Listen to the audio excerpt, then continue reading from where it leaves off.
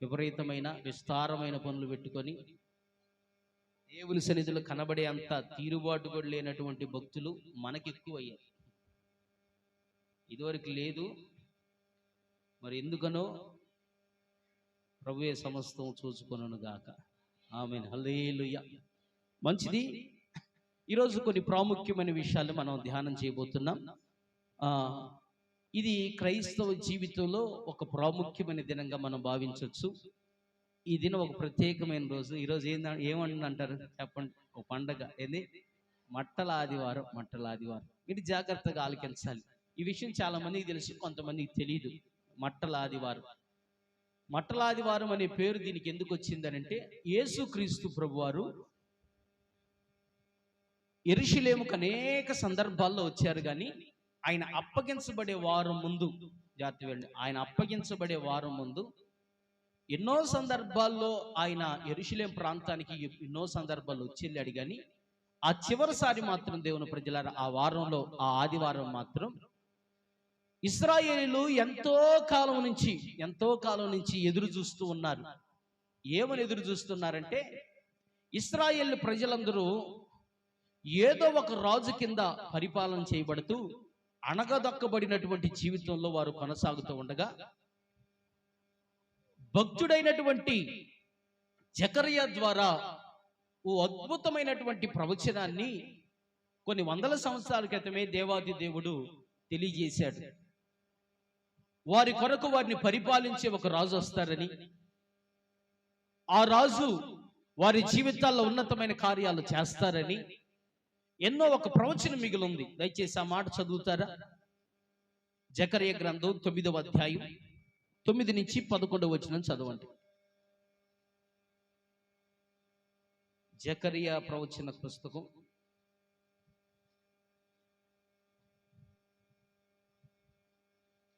9:9 నుంచి. జాగ్రత్త వినండి. సియోను నివాసులారా బహుగా సంతోషించుడి, యెరూషలేము నివాసులారా ఉల్లాసముగా ఉండుడి. నీ రాజు నీతిపరుడును రక్షణ గలవాడును దీనుడునై గాడిదను గాడిద పిల్లను ఎక్కి నీ యొద్దకు వచ్చుచున్నాడు. ఎఫ్రాయిములో రథములుండకుండా నేను చేసేదను, యెరూషలేములో గుర్రములు లేకుండా చేసేదను, యుద్ధపు విల్లు లేకుండా పోవును. నీ రాజు సమాధాన వార్త అన్య జనులకు తెలియజేయును. సముద్రము నుండి సముద్రం వరకు, యూఫ్రటీస్ నది మొదలుకొని భూ దిగంతము వరకు అతడు ఏలును. మరియు నీవు చేసిన నిబంధన రక్తమును బట్టి తాము పడిన నీరు లేని గోతిలో నుండి చెరపట్టబడిన నీ వారిని నేను విడిపించేదను. దేవునికి స్తోత్రం చెబుదామా? హల్లెలూయా. మీరు జాగ్రత్తగా ఆలకించాలి. జకర్యా ప్రవక్త ద్వారా యేసుక్రీస్తు ప్రభువారు ఈ లోకంలో మానవుడిగా జన్మించక మునిపే కొన్ని వందల సంవత్సరాల క్రితం ఇశ్రాయేలీయులు పడిపోయినటువంటి ఆ స్థితిలో నుంచి లేపే ఒక రాజు వారి కొరకు వస్తారని, వారి మీద యుద్ధం చేసేటువంటి ఆ రథాలు అశ్వాలు లేకుండానట్లుగా, ఇక ఆ చోట యుద్ధాలు జరగకుండా దేవుడు ఒక నెమ్మదిని కలుగు చేస్తాడని, వారి పక్షంగా వారు ఉన్నటువంటి ఈ యొక్క శత్రు శేషంలో నుంచి విడిపిస్తాడని, వారు ఉన్నటువంటి దాసత్వంలో నుంచి వారిని విడిపిస్తానని, వీటి గురించి దేవాతి దేవుడు వాగ్దానం చేస్తాడు. అది మీరు గమనించాలి. అనేక మంది వారి దేశానికి, లేకపోతే ఈ యొక్క యెరూషలేము ప్రాంతానికి ఎంతో మంది రాజులు వచ్చారు. మీరు వింటున్నారు, ఎంతో మంది రాజులు వచ్చారు.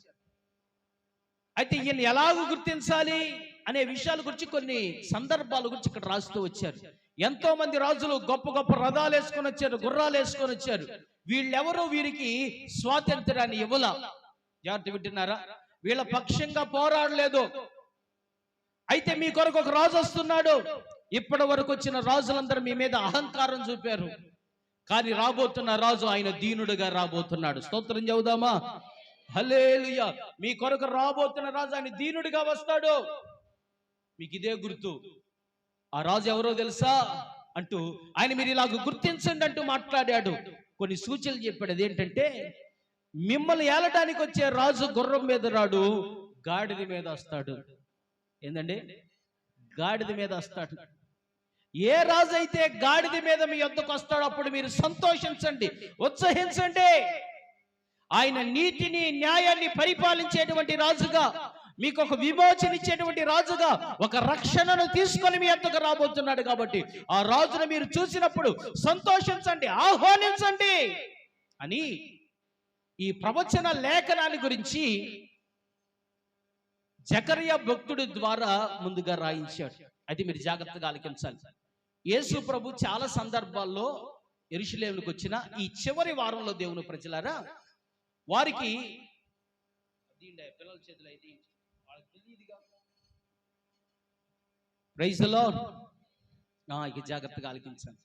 చివరి రోజుల్లో యేసుక్రీస్తు ప్రభువారు వారిని విడిపించడానికి, వారికి న్యాయాన్ని తీర్చడానికి, వారిని రక్షించడానికి, వారిని విమోచించడానికి, వారికి శాంతి సమాధానాన్ని ఇవ్వటానికి, వారిని బానిసత్వం నుంచి విడిపించేటువంటి రాజును నేనే అని తెలియజేయటానికి యేసుక్రీస్తు ప్రభువారు ఆ రోజున ప్రత్యేకంగా దేవుని ప్రజలారా ఆయన గాడిదనెక్కి రావటం జరిగింది. ఆయన గాడిదనెక్కి రావటంతో దేవుని ప్రజలారా అక్కడ ఉన్నటువంటి అనేకులు గ్రహించిన వారు వెంటనే ఖర్జూరపు మట్టలు పట్టుకొని దావీదు పేరట వచ్చుచున్న యెహోవా దేవుని పేరట వచ్చిన రాజుకు శుభము, హోసన్నా అంటూ దేవుని స్తుతించారు. అనేకులు ఆహ్వానించారు. దేవుని ప్రజలారా అనేకులు ఆహ్వానించారు, కానీ కొంతమంది అనుమానపడ్డారు. జాగ్రత్తగా ఆలకించాలి. యేసుక్రీస్తు ప్రభువారు వస్తుంటే ఆయన్ని ఈ మట్టలతో ఆహ్వానించి, జాగ్రత్త వినండి, ఖర్జూరపు మట్టలు దేనికి గుర్తంటే దేవుని ప్రజలారా, ఆ రోజుల్లో ఎవరైనా సంతోషాన్ని వ్యక్తపరచాలంటే, ఎవరికైనా అద్భుతమైన ఆహ్వానం పలకాలంటే ఖర్జూరపు మట్టలు చూపించి ఆహ్వానం పలికేవాళ్ళు, వాళ్ళ సంతోషాన్ని వ్యక్తపరిచేవారు. కాబట్టి ఆ విధంగా యేసు ప్రభు ఆ చోటకు వచ్చినప్పుడు, ఆయన గాడిద మీద వచ్చినప్పుడు గమనించినటువంటి అనేకులు ఆయన మా రాజు అని చెప్పి అనేకులు సంతోషంగా ఆ మట్టలు చూపుతూ ఆయన ఆహ్వానించి స్తుతించారు. అందుకని ఈ ఆదివారానికి మట్టల ఆదివారం అని పేరు వచ్చింది. స్తోత్రం చెబుదామా? హల్లెలూయా. ఎందుకు వచ్చింది చెప్పండి? ఆయన వచ్చేటప్పుడు అనేకులు ఆయన రాజుగా ఆహ్వానించడానికి వారి యొక్క ఆహ్వానాన్ని తెలిపారు మట్టల ద్వారా. అందువల్ల ఆ ఆదివారానికి మట్టల ఆదివారం అని పేరు వచ్చింది. మీరు జాగ్రత్తగా ఆలకించాలి. ఈ మట్టల ఆదివారం దేవుని ప్రజలారా ఇశ్రాయేలీయులకి చాలా ప్రత్యేకమైనదిగా మనం చెప్పుకోవచ్చు. ఎందుకనంటే వారిని విడిపించే రాజు, వారిని కష్టాల నుంచి, కన్యల నుంచి విడిపించే రాజు వారి కొరకు గాడిద మీద వస్తాడనేటువంటి లేఖను నెరవేర్చబడినట్లుగా ఆయన సింబాలిక్ గా తెలియజేయటం కోసం ఆయన గాడిదని ఎక్కొచ్చాడు. మీరు జాగ్రత్తగా ఆలకించాలి. యేసుక్రీస్తు ప్రభువారు ఈ ఆదివారం రోజున యెరూషలేముకు ఒక సందేశాన్ని అందించాలనే ఒక ఉద్దేశంతో ఆయన ఒలీవల కొండ మీదుగా బయలుదేరి వస్తూ ఆ చోట ఉన్నటువంటి శిష్యుల్లో ఇద్దరిని చూసేయా, మీకు ఎదురుగా ఉన్నటువంటి ప్రాంతానికి వెళ్ళండి. ఆ ప్రాంతంలో మీకు కట్టబడిన గాడిద పిల్ల కనపడుద్ది. ఈ విషయాలన్నీ మత్తయి సువార్త 21వ అధ్యాయం 1 నుంచి 9వ వచనం వరకు మీ కొరకు రాయబడి ఉంటాయి. అందులో రాయబడిన విషయాన్ని మీకు జ్ఞాపకం చేస్తున్నా, వినండి. యేసుక్రీస్తు ప్రభువారు ఒలీవ కొండ మీదకి వచ్చాడు. ఈ ఒలీవ కొండ యెరూషలేముకు తూర్పు వైపున ఉంటుంది. ఎక్కడుండిద్ది చెప్పండి? యెరూషలేముకు తూర్పు వైపున ఉండిద్ది. యేసుక్రీస్తు ప్రభువారు ఆ ప్రాంతంలో నుంచి యెరూషలేము వైపుకు వస్తూ వింటున్నారా? యెరూషలేము వైపు వస్తూ ఈ ఒలీవ కొండ అనేటువంటి ఒక స్థలం, ఇదేంటంటే దేవుని ప్రజలారా, ఒలీవల కొండ అనేటువంటి ఇది బేతని అనేటువంటి ఒక ప్రాంతానికి సమీపంగా ఉన్నటువంటి ఒక ప్రాంతం. అంటే ఒక మాటలు చెప్పాలంటే ఆ కొండ మీద ఉన్న ఒక ప్రాంతాన్ని బేత్పేగా అంటారు. ఏమంటారు? బేత్పేగా అని అంటారు. మీరు జాగ్రత్తగా ఆ చోటకు వచ్చి యేసు ప్రభు శిష్యులు పంపించాడు. ఎక్కడికి? బేతనీకు పంపించాడు. ఎక్కడ పంపించాడు చెప్పండి? బేతనీకు. బేతని అనే ఊరు యేసు ప్రభుకు బాగా పరిచయం ఉన్న ఊరు. ఎలాగంటే మార్తా మరియలు ఆ గ్రామస్తులే. ఎవరండి చెప్పండి? మార్తా మరియలు ఆ గ్రామస్తులు. యేసు ప్రభు ఎప్పుడు యెరూషలేముకి వచ్చినా మార్తా మరియల ఇంటికి వెళ్ళి వస్తుంటాడు అనమాట. ఆయనకి బాగా పరిచయం ఉన్నటువంటి ఆ గ్రామంలోనికి వెళ్ళమని ఆయన ఒలీవల కొండ దగ్గర ఉండి ఆ కొండకు సమీపంగా ఉన్నటువంటి ఈ యొక్క బేతని అనేటువంటి ప్రాంతానికి పంపించారు. మీరు వెళ్ళి ఆ కట్టబడినటువంటి గాడిద పిల్లను విప్పండి. విప్పేటప్పుడు ఎవడైనా మిమ్మల్ని అడుగుతాడు, ఏయ్ ఎందుకు ఇప్పుతున్నారు మీరు అని అడుగుతారు. అయ్యా ఇది ప్రభువుకు కావాలంట అని చెప్పండి, వాళ్ళే ఇప్పి పంపుతారు అని చెప్పారు. వీళ్ళు వెళ్ళగానే అలాగే కట్టబడిన గాడిద పిల్ల కనపడింది.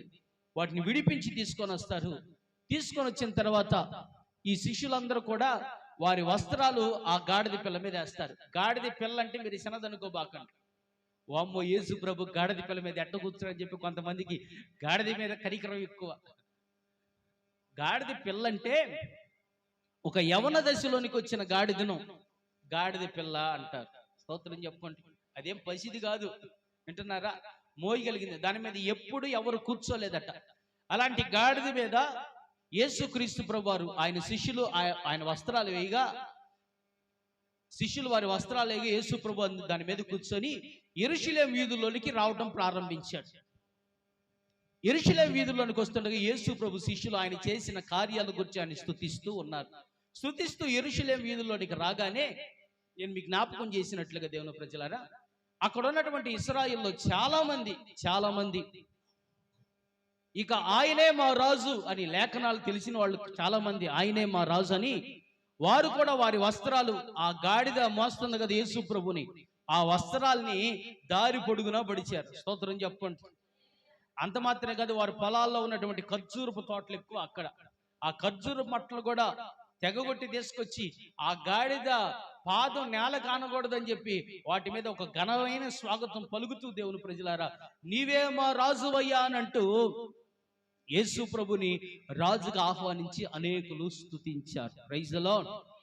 మీరు జాగ్రత్తగా ఆలకించాలి దేవుని ప్రజలారా.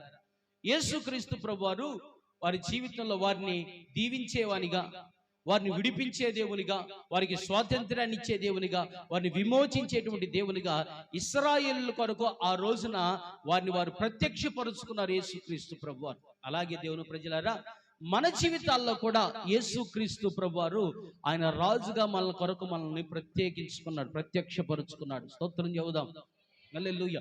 ఒక ఆలోచన మనకు రావచ్చు, అదేంటంటే యేసు ప్రభు గాడిద మీద ఎక్కొచ్చేది మరీ చీపుగా, అంతే కదా.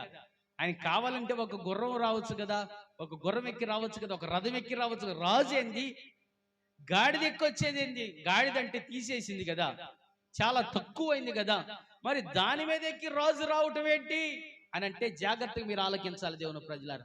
అప్పటి వరకు ఈ ఇశ్రాయేలు దేశంలోనికి ఎంతో మంది రాజులు వారిని జయించడానికి గుర్రాలు ఎక్కొచ్చారు. ఎవరైనా రాజు గుర్రం ఎక్కి వచ్చాడంటే వీళ్ళ ఆలోచన ఏంటంటే వీళ్ళని చంపడానికి వచ్చాడు, వీళ్ళని జయించడానికి వచ్చాడు. అనేకుల రక్తపాతాన్ని చింతించారు. అయితే ఈయన గాడిదనెక్కి రావటానికి ఏమి సూచన అంటే దేవుని ప్రజలారా, ఈయన ఒక సూచన తెలిసి నేను సమరానికి రావటం లేదు, నేను సంధి చేసుకోవడానికి వస్తున్నానని సూచన. చప్పుడు కూడా దేవుని స్తుతించండి. ఇశ్రాయేలులారా నేను మీ రాజుని, అయితే సమరానికి సంహరించడానికి రావట్లేదు, నేను మీతో సంధి చేసుకోవడానికి వస్తున్నా, మీతో సమాధాన పడటానికి వస్తున్నా, నేను మీ మీద రాజుగా ఉండటానికి, మీ మీద ఆధిపత్యం చెలాయించడానికి కాదు, మిమ్మల్ని ఉన్నతమైన స్థితిలో నిలబెట్టేవానిగా నేను వస్తున్నాను అని ఆయన ముందుగానే ఒక శాంతి చిహ్నంగా ఆయన దేవుని ప్రజలారా నేను దీనుడిగానే వస్తున్నాను, మిమ్మల్ని శిక్షించడానికి రావట్లేదనేటువంటి గుర్తును తెలియజేస్తూ యేసుక్రీస్తు ప్రభు వారు ఆయన తను తగ్గించుకొని గాడిద మీద వచ్చాడు. స్తోత్రం చెబుదామా. ఎందుకు ఆయన ఎందుకు గాడిద ఇక్కడ మీకు అర్థమైందా? మీకు అర్థమైతే చాలండి. గుర్రం ఎక్కి రావచ్చు, కానీ గుర్రం ఎక్కి వస్తే అందరి రాజులాగా ఈయన కూడా రక్తపాతం సృష్టిస్తాడేమని చెప్పి అంగీకరించరు. అందుకని ఆయన తను తగ్గించుకొని ఒక మాటలో చెప్పాలంటే దేవుని ప్రజలు మీరు జాగ్రత్తగా ఆలకించాలి. ఆయన ఏం తెలియజేయాలనుకున్నాడంటే ఇశ్రాయేలుకి, ఇదిగో కట్టబడినటువంటి గాడిదను విడిపించి నేను దాని మీద కూర్చొని వస్తుండగా దానికి ఘనత కలుగు చేసినట్లుగా ఇశ్రాయేలీయులారా నేను మిమ్మల్ని ఈ లోక సంబంధమైనటువంటి పరిస్థితుల్లో నుంచి విడిపించి నేను మీ మీద రాజుగా ఉండబోతున్నాను. మీరు నన్ను రాజుగా అంగీకరిస్తే ఈ గాడిదకు ఎంత ఘనత దక్కిందో అంత ఘనత మీకు లోకంలో దక్కిందని చెప్తూ వచ్చాడు. స్తోత్రం చెప్పండి. హల్లెలూయా. మీరు జాగ్రత్తగా ఆలకించాలి. యేసుక్రీస్తు ప్రభువారు మన కొరకు కూడా దేవుని ప్రజలారా, ఆయన రాజాది రాజు అయినా ఆయన దీనుడిగా తగ్గించుకొని వచ్చాడు, దాసుడిగా తగ్గించుకొని వచ్చాడు. ఆయన మన హృదయాలను పరిపాలించడానికి వచ్చాడు. దేవుని ప్రజలు మన మీద పెత్తనం చేయటానికి రాలేదు, మన హృదయాలని పరిపాలించడానికి, ఆయన నెమ్మదిని అనుగ్రహించడానికి, ఆయన రక్షణను అనుగ్రహించడానికి. వాస్తవంగా దేవుని ప్రజలారా, మనం కూడా పాపం చేత పట్టబడిన అనుభవంలో ఉన్నాం. అయితే యేసుక్రీస్తు ప్రభువారు తను తగ్గించుకొని ఈ లోకానికి దిగి వచ్చాడు. మన పాపపు బంధకాలు తొలగించాడు. ఆయనను గనక మనం మొయ్యగలిగితే మన బ్రతుకులకి ఎక్కడ లేని ఘనత కలుగుతుంది. స్తోత్రం చెబుతారా? హల్లెలూయా. ఇలాంటి ఒక ఉన్నతమైనటువంటి ఒక సందేశాన్ని ఇవ్వడానికి యేసు ప్రభువారు ఆ రోజున గాడిద మీదకి వచ్చాడు. మీరు గమనించాలి దేవుని ప్రజలారా. ఈ రోజున మనం చేయాల్సినటువంటి పని ఏంటంటే దేవుని ప్రజలారా, ఆ రాజు నీ దగ్గర తీసుకొచ్చింది ఏంటో తెలుసా? ఆయన నీతి కలిగిన రాజును వాక్యం చెబుతుంది. ఏం చెబుతుంది చెప్పండి? నీతి కలిగిన రాజు అంటే దేవుని ప్రజలారా, ఆయన నీ జీవితంలో న్యాయాన్ని తీర్చగలడు. ఏం తీర్చగలడు? న్యాయం తీర్చే రాజు. లోకంలో ఇంతవరకు నీకు ఎక్కడ న్యాయం దొరకలేదేమో, ఆయన కనుక నువ్వు రాజుగా అంగీకరించగలిగితే నీకు నీ బిడ్డల జీవితాలకు దేవుడు న్యాయం తీరుస్తాడు. న్యాయం తీరుస్తాడు. అన్యాయాన్ని అనుభవిస్తున్న పరిస్థితుల్లో అణగదొక్కబడినటువంటి అనుభవంలో ఉన్న దేవుని ప్రజలారా, నీ జీవితంలో ఏది న్యాయమో ఆ న్యాయాన్ని తీర్చే రాజు ఆయన. చాలా సందర్భాల్లో మాకు న్యాయం చెప్పేవాడు ఎవడు లేడండి, మాకు న్యాయం తీర్చేవాడు ఎవడు లేడు, మా పక్షంగా వాదించేవాడు ఎవడు లేడు అన్నట్టుగా మీకు అనిపించింది దేవుని ప్రజలారా. కానీ వాక్యం చెబుతుంది, ఈ రోజున దేవుని ప్రజల మన కొరకు దిగు వచ్చిన రాజు ఆయన న్యాయాన్ని అనుగ్రహించే రాజు. దేవునికి స్తోత్రం చెప్పండి. హల్లెలూయా. నీ కుటుంబానికి న్యాయం తీర్చగలడు, నీ బిడ్డల విషయంలో ఆయన న్యాయం తీర్చగలడు. అంత మాత్రమే కాదు, ఆయన రక్షణ కలిగి వస్తున్నాడట. స్తోత్రం చెబుదామా? హల్లెలూయా. ఈ రోజున మనం సంతోషించదగిన విషయం. ఎందుకనంటే ఆ దేవాది దేవుడే నీ జీవితాన్ని పరిపాలించడానికి వస్తున్న రోజు ఈరోజు. నీ బ్రతుకులో నీ కుటుంబంలో ఒక న్యాయాన్ని అనుగ్రహించగలరు. ఎంతకాలం నీకు అన్యాయం జరిగిందన్నట్టుగా నీకు అనిపించవచ్చు. నా భర్త నన్ను అన్యాయం చేశాడు, నా భార్య నన్ను అన్యాయం చేసింది, నా బిడ్డలు నన్ను అన్యాయం చేశారు, మా తోడబుట్టిన వాళ్ళు అన్యాయం చేశారంటే నీకు అనిపించవచ్చు. కానీ ఆ రాజును నువ్వు ఆహ్వానించగలిగితే దేవుని ప్రజలారా, ఆయన నీ జీవితంలో ప్రతి దానికి న్యాయం తీరుస్తాడు. న్యాయం తీరుస్తాడు. లోకం నీకు న్యాయం తీర్చకపోవచ్చు, కోర్టులు నీకు న్యాయం తీర్చకపోవచ్చు, కానీ మనం ఆరాధిస్తున్న దేవుడు, ఆ రాజాది రాజు అయిన దేవుడు, ఆయన నీకు న్యాయం తీరుస్తాడు. అంత మాత్రమే కాదు, ఆ రాజు నువ్వు చేర్చుకోగలిగితే దేవుని ప్రజలారా, ఆయన నీకు రక్షణనిస్తాడు. ఏమిస్తాడండి చెప్పండి? రక్షణనిస్తాడు. పాపంలోంచి ఒక విడుదలనిస్తాడు. పాపం ద్వారా కలిగేటువంటి ఆ శాపం, దరిద్రతలో నుంచి నీ కుటుంబానికి విడుదల కలుగు చేస్తాడు. ఆ పాపం తీసుకెళ్లేటువంటి నిత్య నరకాగ్ని నుంచి దేవుడు నీ కుటుంబానికి ఒక విడుదల కలుగు చేస్తాడు. కాబట్టి ఈ రోజున మనం సంతోషించి దేవుని ప్రజలారా, మన కొరకు దీనుడిగా తగ్గించుకొని వచ్చినటువంటి యేసుక్రీస్తు ప్రభువుని మనం హృదయపూర్వకంగా చేర్చుకుందుముగాక. ఆమేన్. హల్లెలూయా. హృదయపూర్వకంగా మనం చేర్చుకోగలిగితే ఆయన నీకు న్యాయం తీరుస్తాడు. హృదయపూర్వకంగా నువ్వు ఆయన్ని గనక చేర్చుకోగలిగితే దేవుని ప్రజలారా, ఆయన నీ జీవితంలో ఒక విమోచన కలుగు చేస్తాడు. ఇప్పటి వరకు మీ జీవితాలు బానిసత్వం అనే అనుభవంలో ఉండొచ్చు. దేని చేత బంధించబడ్డారో దేవుని ప్రజలారా, ఆ ప్రతి బంధకాన్ని ఈ రోజున నా దేవుడు తెంచునుగాక. ఆమేన్. హల్లెలూయా. అయితే మనం ఆహ్వానించగలగాలి దేవుని ప్రజలారా, ఆహ్వానించగలగాలి. మనం ఎప్పుడైతే ఆయన ఆహ్వానించగలుగుతామో ఆయన ఖచ్చితంగా కార్యాలు చేయగలడు. ఈ రోజున కొద్ది మాటలు నేను మీకు జ్ఞాపకం చేయాలనుకుంటున్నాను. అదేంటంటే, యేసు ప్రభువుని రారాజుగా మన హృదయంలోనికి ఎలాగ ఆహ్వానించాలి అనే విషయాన్ని మనం ధ్యానం చేయబోతున్నాం. మీరు జాగ్రత్తగా వింటున్నారా? యేసు ప్రభుని ఏం చేయాలి మనం చెప్పండి? ఆయన తెలియజేసుకుంటూ వస్తున్నాడు, నేనే మీ రాజుని, దీనుడిగా మీ కొరకు తగ్గించుకొని వచ్చాను. నన్ను చేర్చుకుంటే మీకు న్యాయం తీరుస్తాను, నన్ను చేర్చుకుంటే మీకు రక్షణ కలుగు చేస్తాను, నిత్య జీవాన్ని ఇస్తాను, శాంతిని సమాధానాన్ని మీ బ్రతుకులో అనుగ్రహిస్తాను అని ప్రభు ఒక దృశ్య రూపకంగా మనం కనపరుచుకుంటున్న రోజు ఈ రోజు. ఈ విషయాన్ని తెలుసుకున్న మనం ఏం చేయాలంటే దేవుని ప్రజలారా, యెరూషలేములో ఉన్న మరొక గుంపులాగా ఈయనెవరో అన్నట్టుగా మౌనంగా ఉండకూడదు. యెరూషలేములో హృదయపూర్వకంగా ఆయన్ని స్తుతిస్తూ హోసన్నాలు చేయమంటూ ఆయన ఆరాధించినట్లుగా దేవుని ప్రజలారా, ఖచ్చితంగా మనం కూడా ప్రభుని చేర్చుకోగలిగితే ఆయన రారాజుగా మన జీవితాల్ని పరిపాలిస్తాడు. స్తోత్రం చెప్పండి. హల్లెలూయా. నెమ్మది, సమాధానం, ఆయన పరిపాలన చాలా శ్రేష్టమైనది. నీ కుటుంబంలో దేవుడు పరిపాలన చేయాలని నువ్వు ఇష్టపడితే ఖచ్చితంగా దేవుడు నీ బ్రతుకులోనికి వస్తాడు, నిన్ను పరిపాలిస్తాడు, నీ కుటుంబానికి అవసరమైన అక్కర్లు తీరుస్తాడు. రాజు తలుచుకుంటే దెబ్బలు కొదువు లేదంటారు, రాజు తలుచుకుంటే నీ జీవితానికి ఘనత కూడా కొదువు ఉండదు. స్తోత్రం చెప్పండి. హల్లెలూయా. కాబట్టి అలాంటి రాజుని ఈ రోజున మన హృదయంలోనికి ఆహ్వానించుదుము గాక. ఆమేన్. హల్లెలూయా. అయితే ఆ రాజుని ఎలాగ ఆహ్వానించాలనే విషయాన్ని గురించి ఈ రోజున మనం ధ్యానం చేద్దాం. వినుటకు సిద్ధ మనసు ఆత్మదేవుడు మనందరి మీద కుమ్మరించును గాక. ఆమేన్. చదవండి మత్తయి సువార్త 21వ అధ్యాయం 8వ వచనం. జన సమూహములోను అనేకులు తమ బట్టలు దారి పొడుగునా పరిచి, దారి పొడుగున పరిచి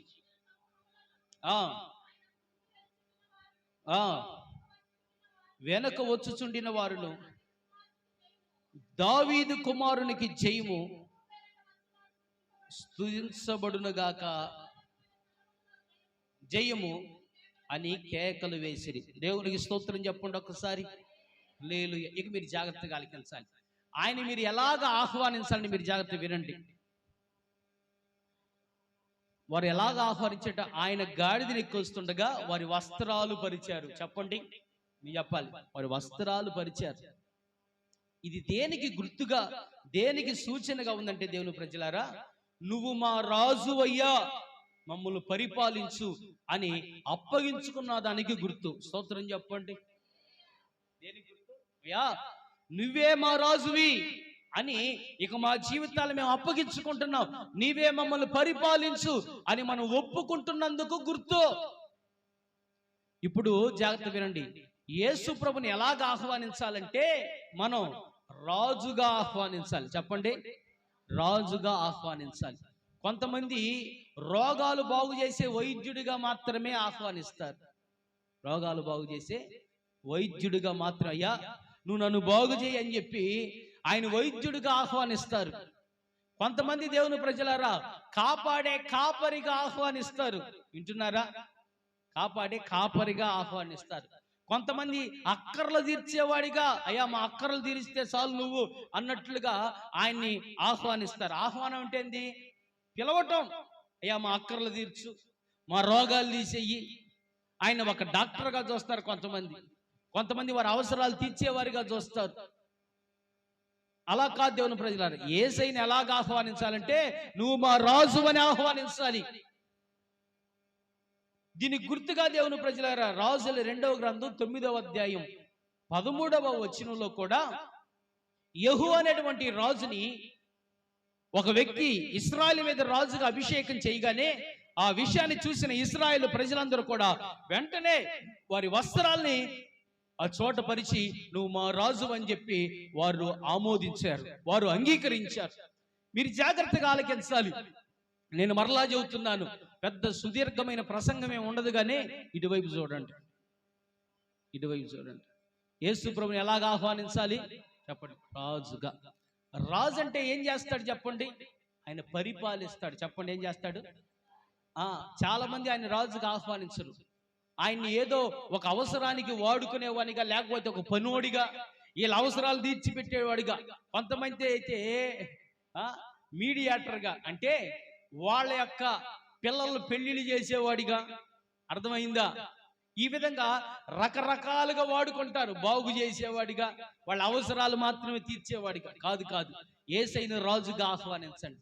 రాజు ఏం చేస్తాడంటే, నేను మరలా చెప్పాగా, పరిపాలిస్తాడు. చెప్పండి, పరిపాలిస్తాడు. నేను అంటాను, దేవుణ్ణి ఎలాగ ఆహ్వానించాలి తెలుసా? ప్రభువా నా జీవితాన్ని నువ్వే పరిపాలించు అని దేవునికి నీ జీవితాన్ని అప్పగించుకుంటే ఆయన రాజుగా వస్తాడు. స్తోత్రం చెప్పండి. నీ జీవితంలో గొప్ప కార్యాలు చేస్తాడు. ప్రభువా నన్ను పరిపాలించని ఒప్పుకో. నీకు ఆ మనసు రాదు, ఎప్పటికి రాదు. నిన్ను నువ్వే పరిపాలించుకోవాలి. నా జీవితం నా ఇష్టం అన్నట్లుగా బతకాలని కోరుకుంటావు కాబట్టి నీకు న్యాయం తీర్చబడదు. నా జీవితం నా ఇష్టం వచ్చినట్టుగా జీవిస్తానని ఆలోచనలో నువ్వు ఉంటావు కాబట్టి దేవుని ప్రజలారా, దేవుడు నీకున్నటువంటి ఆ బానిసత్వ బలువులోంచి విడుదల కలుగు చేయలేడు. నా జీవితం నా ఇష్టం అన్నట్టుగా నువ్వు బతుకుతావు కాబట్టి నీకు సమాజంలో ఒక ఘనత దొరకదు. ఆయన నువ్వు రాజుగా ఆహ్వానించి చూడు దేవుని ప్రజలారా. ప్రభువా నా జీవితాన్ని నువ్వే పరిపాలించు, ఇక నా ఇష్టం వచ్చినట్లుగా నేను బ్రతుకును అని యేసు ప్రభు ఆలోచన చొప్పున నడవటానికి కనుక నువ్వు ఆయన ఆహ్వానించగలిగితే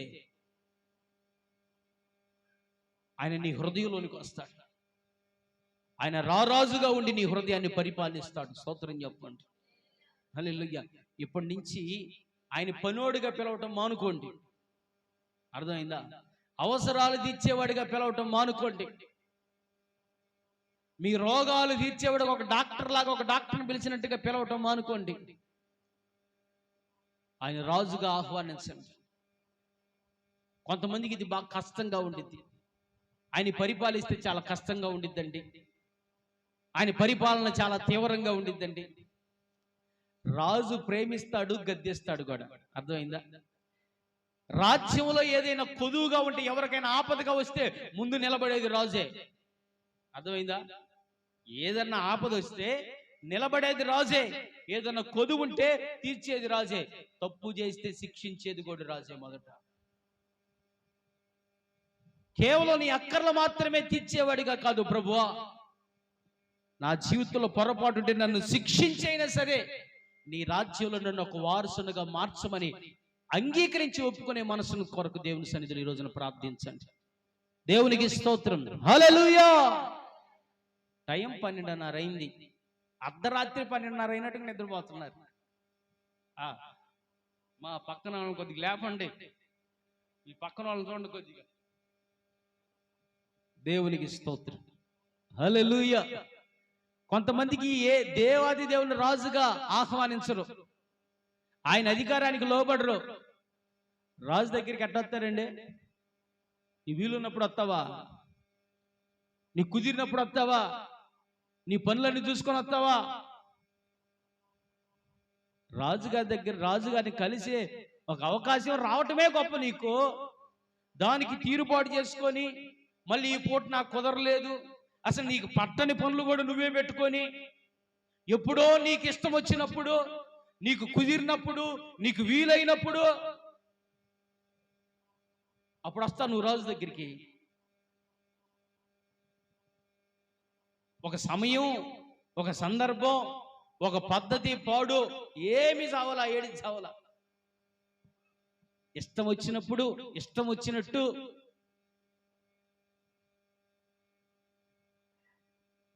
ఎప్పుడు పోతే జాగ్రత్త, రాజు దగ్గరకు వస్తున్నాను గుర్తుపెట్టుకో.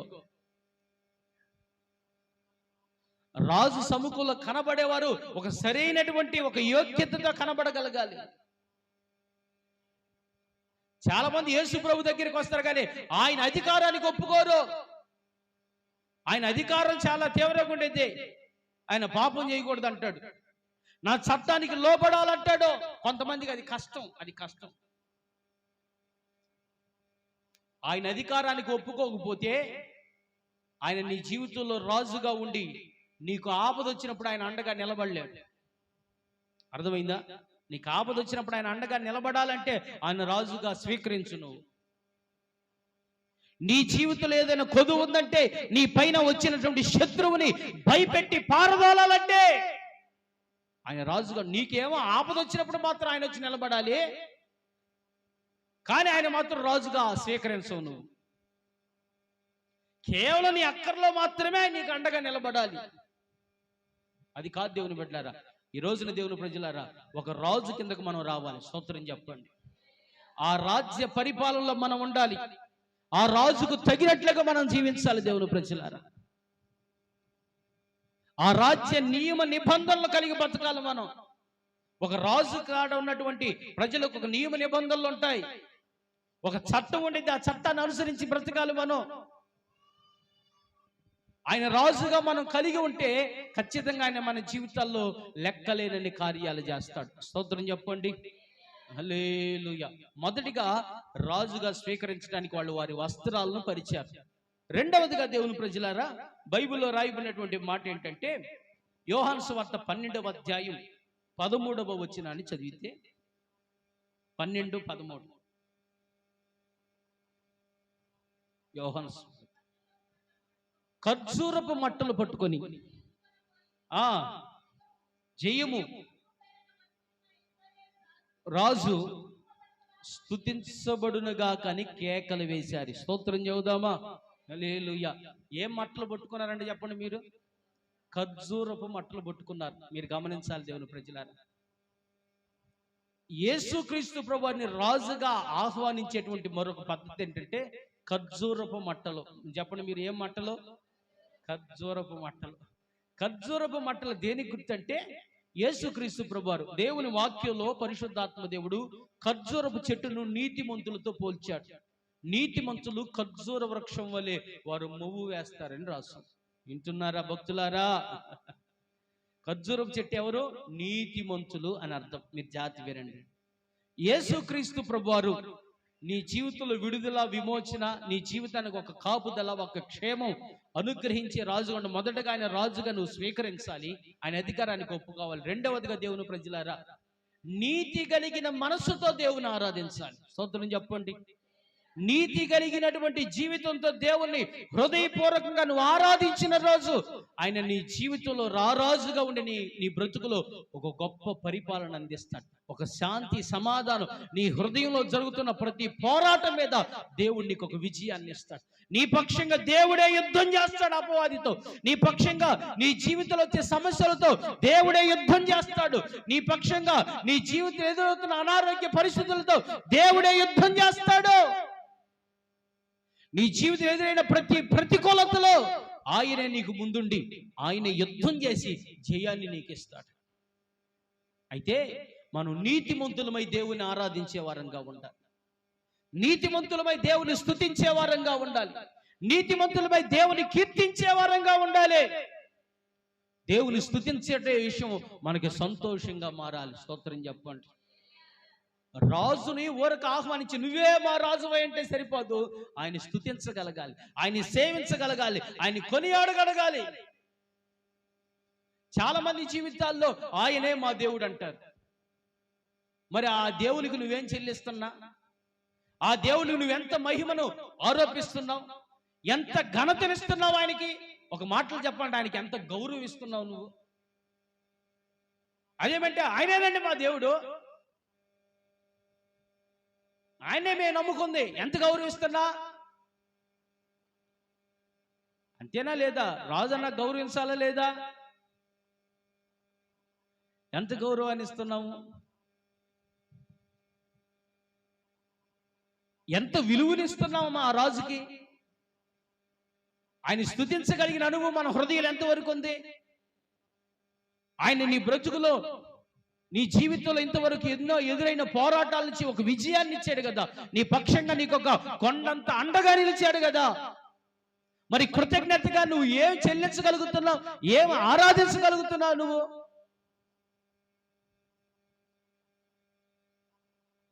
సరిగ్గా కృతజ్ఞత కలిగి దేవుని ఆరాధించలేని పరిస్థితులు, క్రమంగా దేవుని సన్నిధిలో కనబడి యథార్థంగా దేవుని స్తుతించి ప్రభువా ఈ వారం అంతా కాపాడింది నీ కృపే అని కృతజ్ఞతాస్తుతులు చెల్లించలేనటువంటి పరిస్థితి. దేవునికి ఆ గౌరవమేదే. పేరుకేమో నువ్వే మా రాజు అంటారు, ఆ గౌరవం ఏముండదు.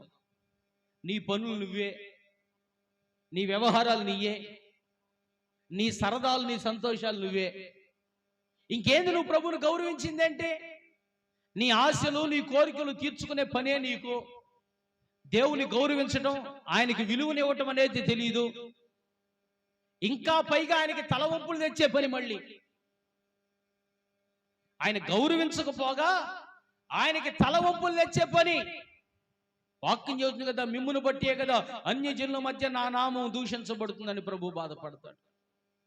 యేసుప్రభు అంటాడు, ఎంతకాలం నా గౌరవాన్ని మీరు అగౌరవంగా మారుస్తానని బాధపడతాడు. మన రాజు మన వలన ఘనత పొందాలి. ఏం పొందాలి చెప్పండి? ఘనత పొందాలి. మన క్రియలను బట్టి అనేకులు మన రాజుని విమర్శించేవారుగా ఉండకూడదు.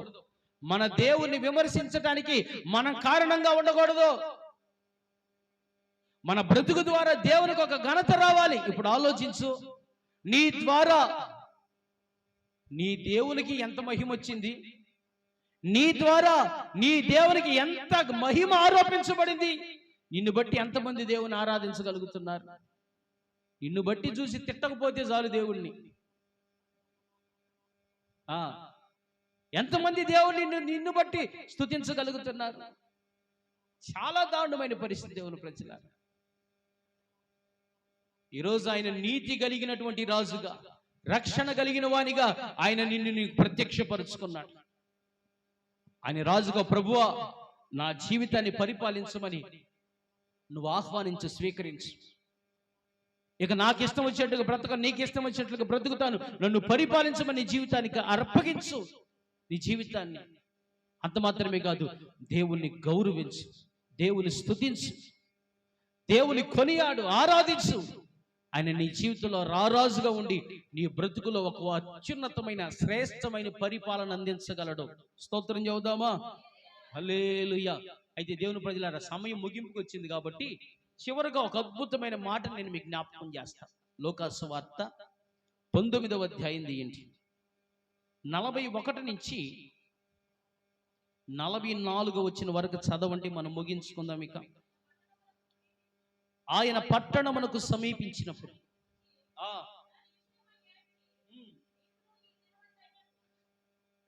ఆయన పట్టణమును చూసి దాని విషయమై ఏడ్చి, నీవును ఈ నీ దినమందైనను సమాధాన సంబంధమైన సంగతులను తెలుసుకుని ఎడల నీకెంతో మేలు, కానీ ఇప్పుడవి నీ కన్నులకు మరుగు చేయబడి ఉన్నవి.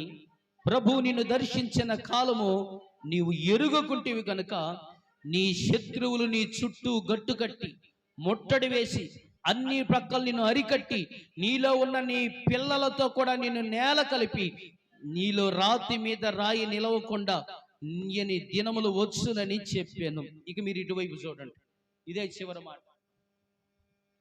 యేసుక్రీస్తు ప్రభువారు, అయ్యా మేల్కోండి మేల్కోండి. రాత్రి నేను 3 గంటలకు పడుకున్నా, తెల్లారుజాను 3 గంటలకు పడుకున్నా. నేను ఏ రకంగా నిద్రపోవాలి? ఇంకా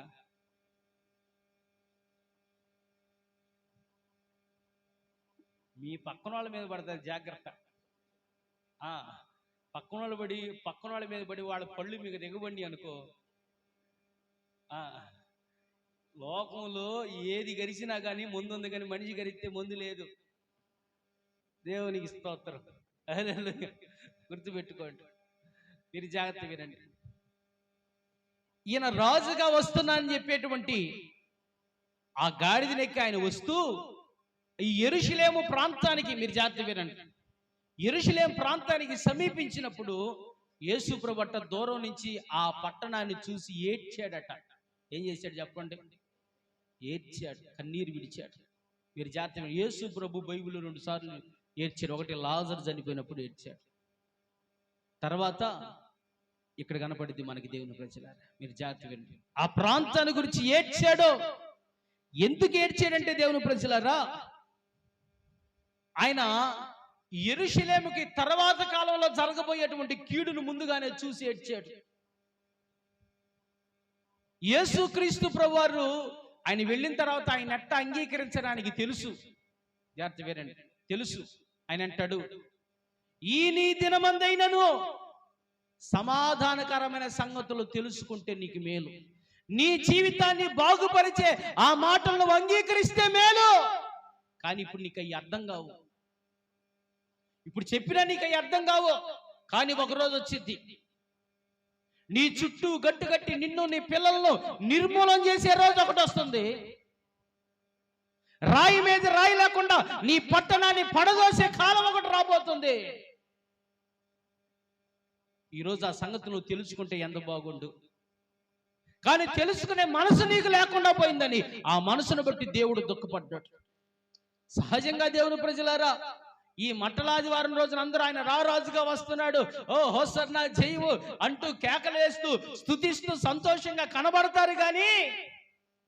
కానీ ఆ స్తుతించేటువంటి ప్రజల హృదయంలో ఉన్న పరిస్థితిని చూసి దేవుడు బాధపడతాడు.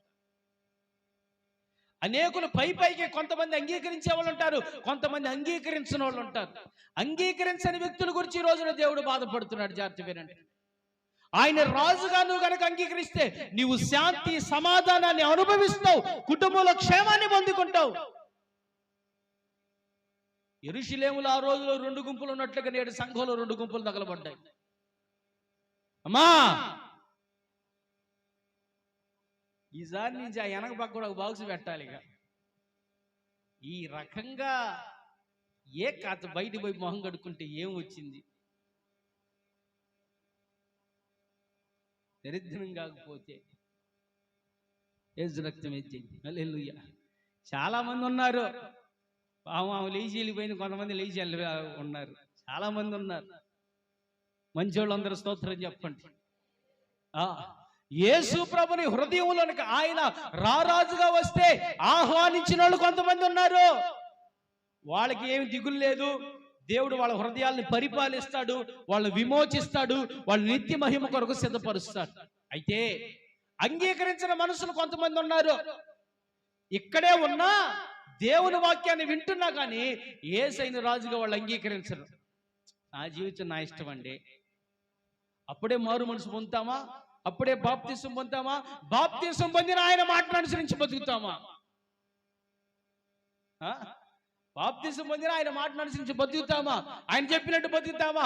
మనం అనుకున్నట్టు మనం బతకాలండి. అలా బతకపోతే మన జీవితం మనకెందుకు? మన కోరికలు మనం నెరవేర్చుకోవాలండి.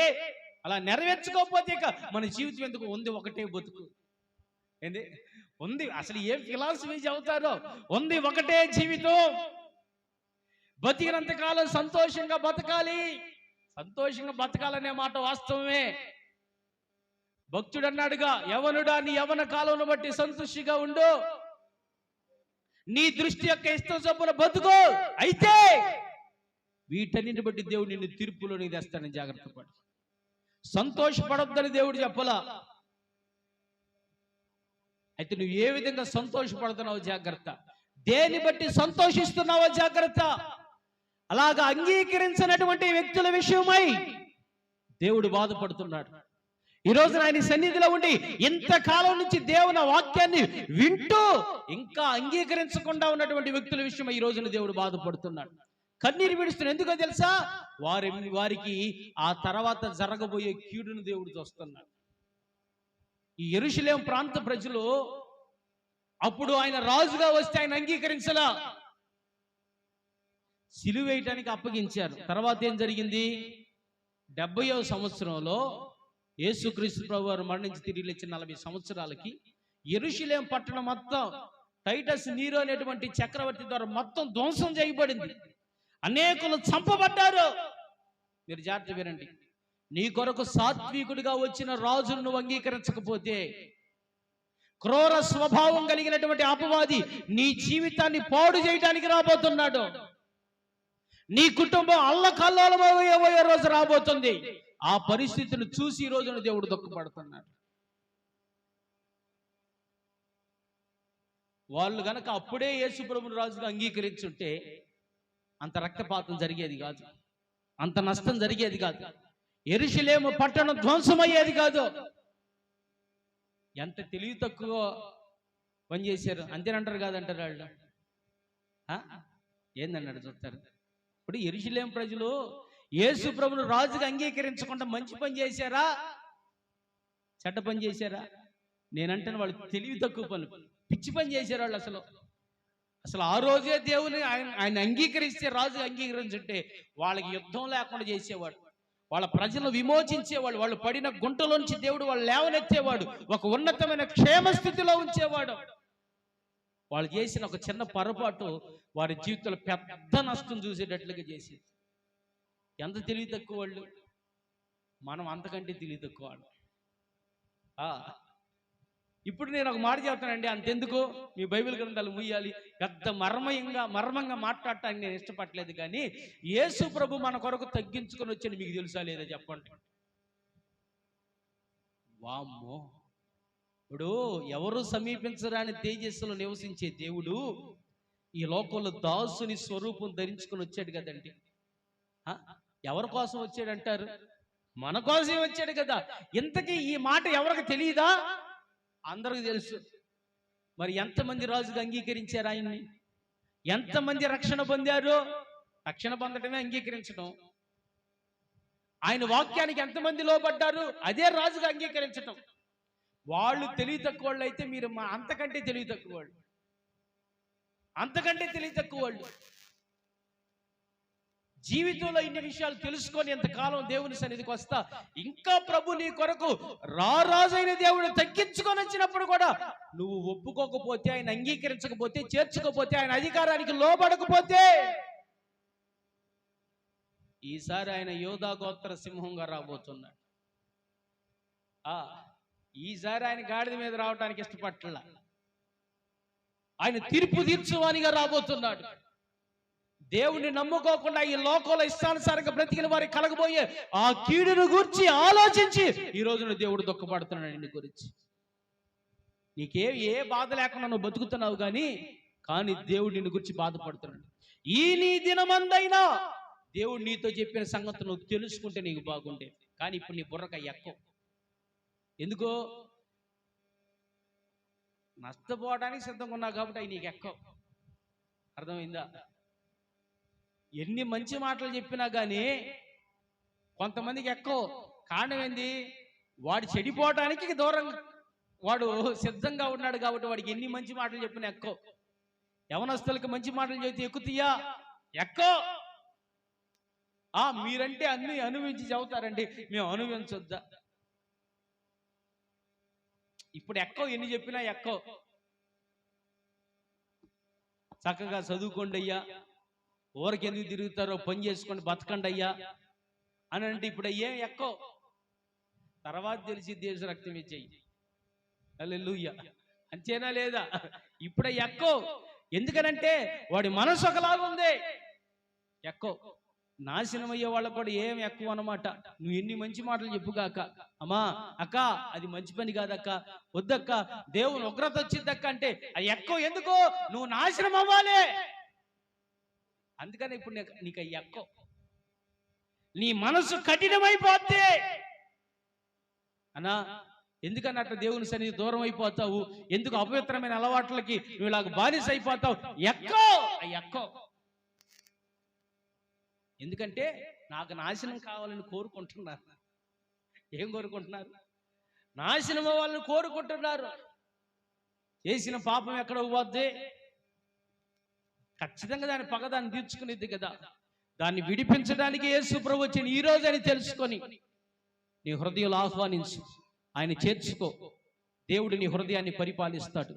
దేవుడి కొద్ది మాటలు దీవించును గాక. కళ్ళు మూసి ప్రార్థన చేసుకోండి. Praise the Lord, praise the Lord, praise the Lord, praise the Lord, praise the Lord. Hallelujah, hallelujah. ప్రార్థించండి.